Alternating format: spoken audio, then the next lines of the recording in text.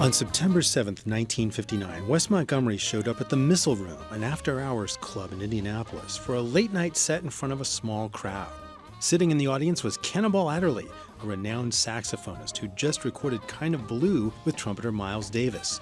In town as part of an all-star jazz tour that had performed at a larger downtown venue earlier in the evening. As Montgomery's music cooked and grooved, Adderley closed his eyes, broke into a huge smile, and gave a thumbs up to signal his approval. He left, called his record company, and soon afterwards Montgomery was en route to New York, making the first of a dozen LPs for the Riverside label that would earn him a well-turned-out place in jazz history.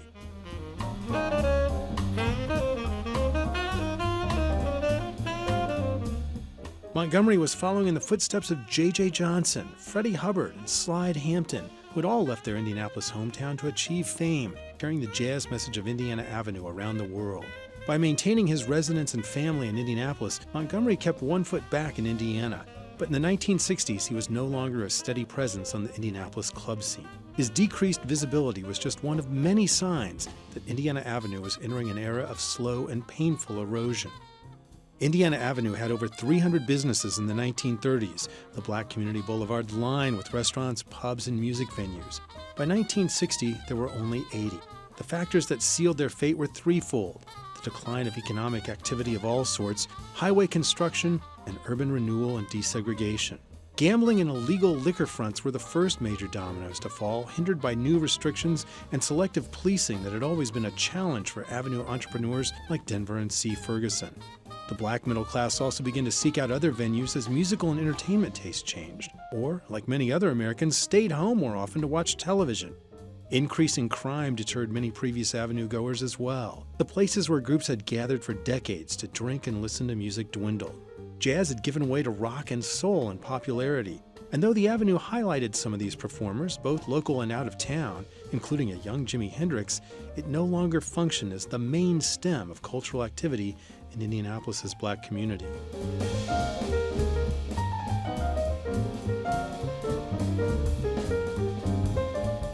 The expansion of the highway system that ringed Indianapolis also played a role. While Highways 65 and 70 eased commuters' travel through and around the city, the expansion created catastrophic problems for the greater Indiana Avenue area, as churches that anchored the community to the avenue were relocated and entire neighborhoods were demolished to make way for the interstate. Historic bonds and connections vanished before the onslaught of wrecking and construction crews. Along with construction came urban renewal and desegregation. Previously, African Americans hadn't been able to sit in white restaurants, patronize the Riverside amusement park, or frequent the downtown or suburban department stores. But as legal segregation began to ease in the 1950s and 60s, they started to spend their dollars in a wider economic sphere. Housing took a major hit with the expansion of IUPUI, with many homes being knocked down to clear space for the university's growing campus. Lagerfield Gardens housing development, an early crown jewel of federal housing projects and once a bastion for African Americans looking for a better residential quality of life, was eventually closed and many of its buildings leveled in the early 1980s. A community and a way of life that nurtured the development of so many gifted artists disappeared in a matter of years.